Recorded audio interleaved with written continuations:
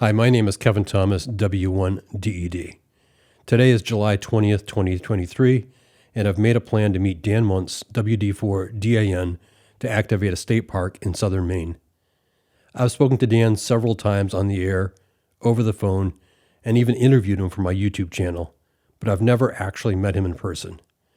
Dan got into ham radio during COVID, and in less than a year with Parks on the Air, has made quite a name for himself as a hunter and an activator. Dan Muntz, Whiskey Delta 4, Delta Alpha November. I am from South Georgia, North Florida, pretty much the same area. Dan has driven from his home in Georgia to a vacation rental in New Hampshire. Of course, he's packed his ham radio gear and has been activating parks along the way and while he's here. I started last Saturday. Last Saturday I started, and it took me 3 days to get up here. First night I stayed in North Carolina at Lake Norman State Park, beautiful area. The second night I stayed at Caledonia State Park in Pennsylvania, and then we made it up here for the third day, and I'm up here for a week and a half, and then I make the trip back home. Vaughn Woods State Park is located in southern Maine in the town of South Berwick. It's about an hour and 15 minutes from my home QTH in Yarmouth, and the most convenient Maine park for Dan and I to meet at. I'm at Vaughn Woods State Park in Maine, and this is my very first Maine activation, so we'll get that checked off of our list and fill the green box. As most of us do when traveling long distances to operate ham radio, Dan has lots of gear in his pickup, both radios and antennas.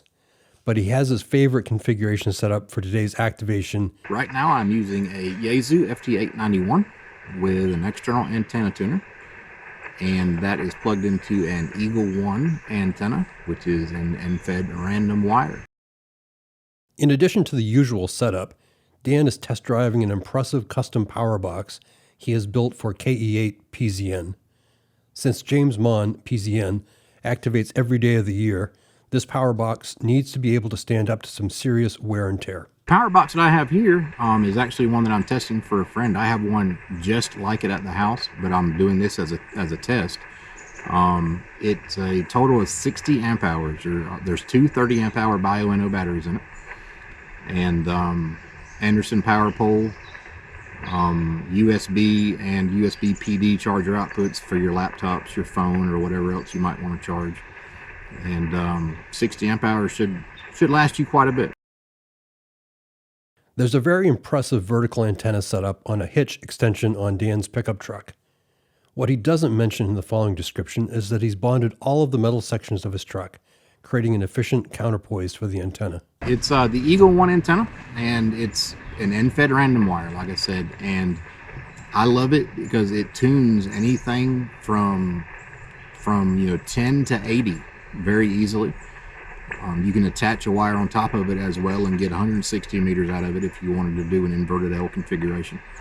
The portability, the quickness that it goes up and down is a really good asset if you're doing really fast Rove stops.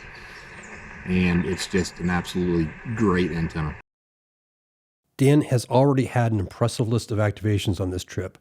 Look for him on the POTA spotting page as he continues his POTA Rove. I went to Vermont yesterday, got my first activation in Vermont, and on the way back yesterday through New Hampshire back to our lake house, hit 15 more parks along the way, did a little Rove.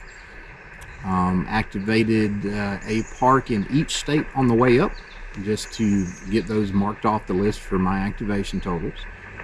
And on the way back down, I will hit Rhode Island, Delaware, and D.C. to mark those off the list. One of the challenges for any ham radio operator who's activated in another part of the country or the world are the unique conditions that they experience. I'm still learning the propagation up here. I don't know exactly what states I'm supposed to hear on what bands yet, because this is the first time, up here running radio. It's really weird for me to be working people that live an hour and a half away from me at home, and I work them on 17 meters and 20 meters because normally I wouldn't have a chance to at home. So far during the day, 20 meters has been pretty open.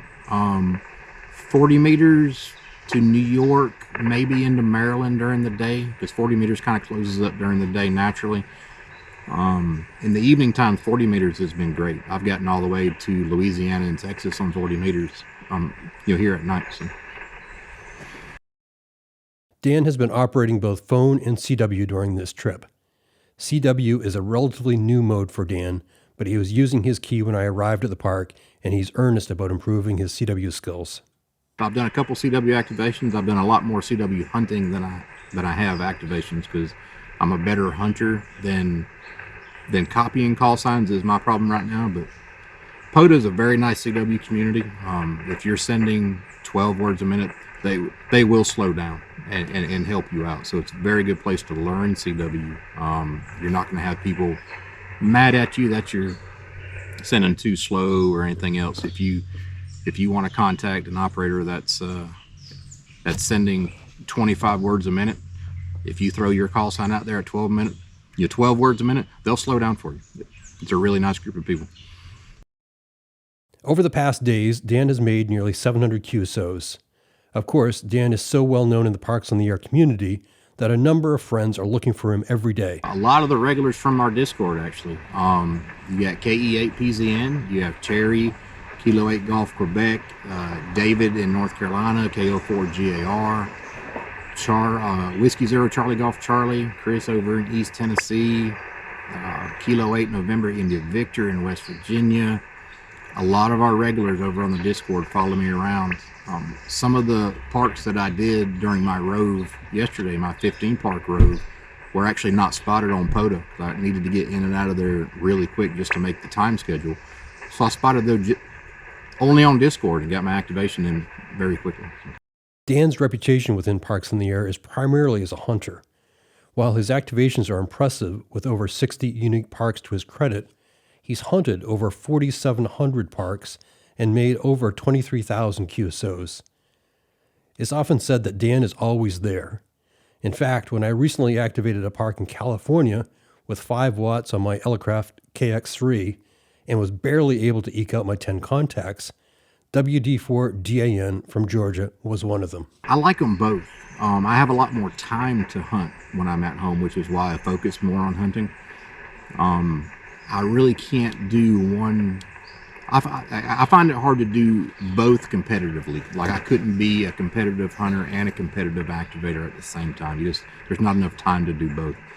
And my work schedule at home really is conducive to being more of a hunter than an activator. But I do try to get on the weekends at home and at least get my local park activated at home. So. Thanks for joining me today at Kilo 2413 in Maine with Parks on the Air activator Dan Muntz, Whiskey Delta 4 Delta Alpha November, South Georgia.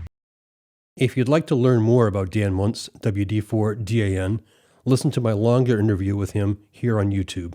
Thanks for watching and for subscribing.